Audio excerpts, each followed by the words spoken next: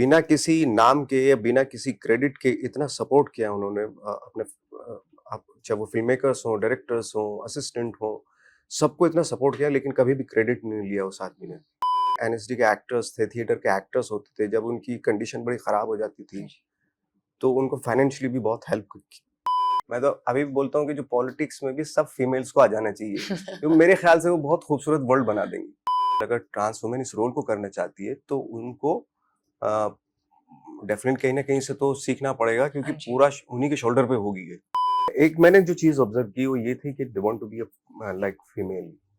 Hello Nawaz, welcome to the queen and thank you so much for talking to me. Thank you. And congratulations on हडी, आपने जो इसमें एक किरदार निभाया ट्रांस वुमन का। जब आप इतना अलग कैरेक्टर पोर्ट्रे करते हैं, उसके लिए जो प्रिपरेशन होती है कितनी अलग होती है और आपने कैसे किया? हम लोगों ने ये डिसाइड किया था कि क्या नहीं करना है इस कैरेक्टर में।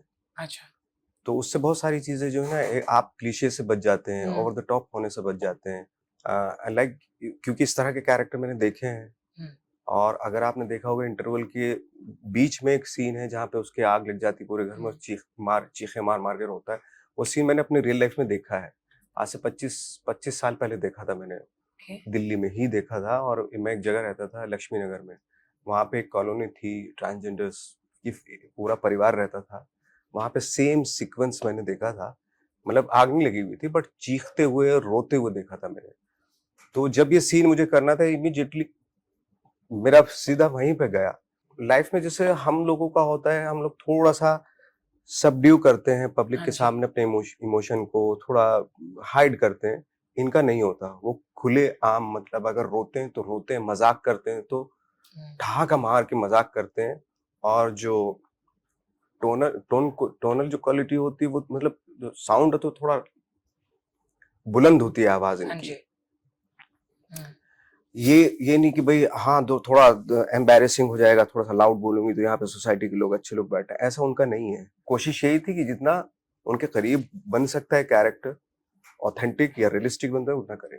सर जैसे आपने कहा आपने इनके साथ टाइम स्पेंड किया था ट्रांस वुमेन के साथ और आपने देखा वो कैसे रहते हैं और कैसे आप बहुत रियलिस्टिकली ये कैरेक्टर पोर्ट्रे कर सकते हैं। ऐसा कुछ आपने सीखा या उनके बारे में डिस्कवर किया इसके दौरान कि आपको बहुत सरप्राइजिंग लगा कि आपको हुँ। लगा that they we as a society should do more for them? एक मैंने जो चीज़ ऑब्ज़र्व की वो ये थी कि they want to be like female.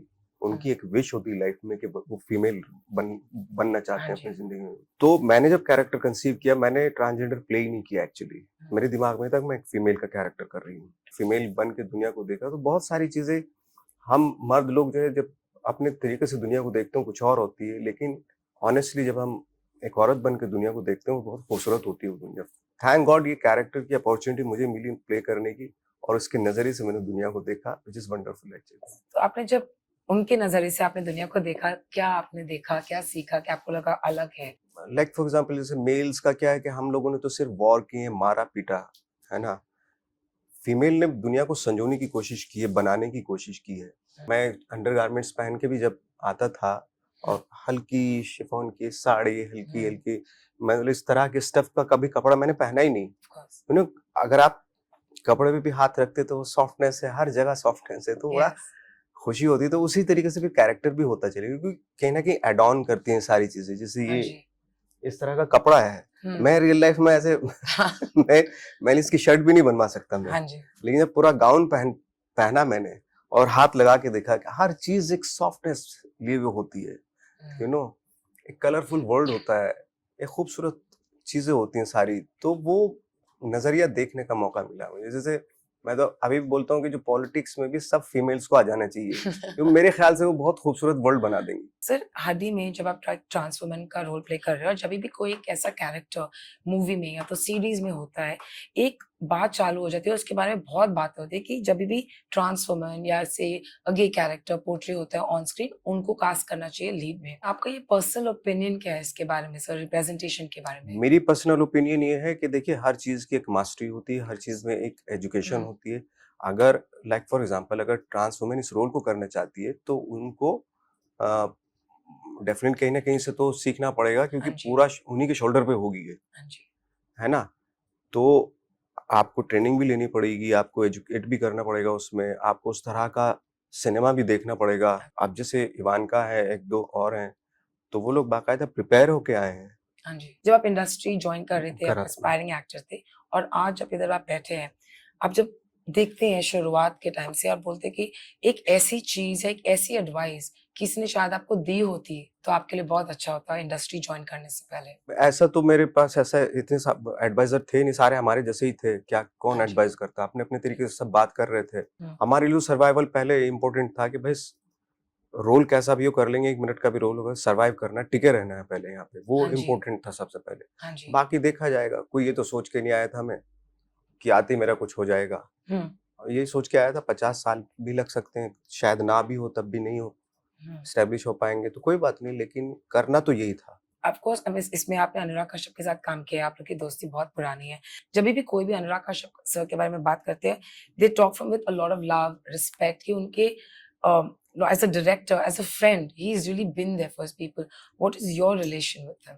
Of course हर आदमी अनुराग को प्यार करता है, ये तो हाँ जी, फैक्ट है, इसमें कोई शक है ही नहीं, हाँ क्योंकि जी। ये बिकॉज़ के उन्होंने वो ऐसा सिनेमा दिया है और इतना सपोर्ट किया है लोगों को। हुँ, मैं खुद गवाह हूँ उस चीज़ का कि बिना किसी नाम के या बिना किसी क्रेडिट के इतना सपोर्ट किया उन्होंने अपने आप चाहे वो फ़िल्म मेकर्स हों, डायरेक्टर्स हों, असिस्टेंट हों, सबको इतना सपोर्ट किया लेकिन कभी भी क्रेडिट नहीं लिया उस आदमी ने। हुँ, बिना लालच के ये आदमी आगे बढ़ के हेल्प करने वाले लोगों में से है।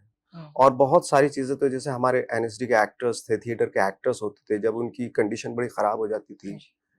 तो उनको फाइनेंशियली भी बहुत हेल्प करते थे। ये आदमी शायद किसी को पता नहीं है ना। I don't think I am so. Telling you कि 100-200 लोगों की हेल्प की उन्होंने उस दौरान। अभी रिसेंटली उन्होंने एक इंटरव्यू में कहा था कि I have done so much for people कि मैंने I have been there for people. I think he has reached that point कि अब I also have to be there for myself. It's time that I need to put time for my वो self. कितना भी बोले नहीं हो सकते, वो हमेशा दूसरों के लिए रहेंगे ही रहेंगे। ये तो हाँ है, जी, वो कितना भी बोल लें। हाँ जी। वो नहीं, वो अपने आप के लिए हो ही नहीं सकते कभी। वो दूसरों के लिए, ये आदमी दूसरों के लिए बना और रहेगा उनके लिए।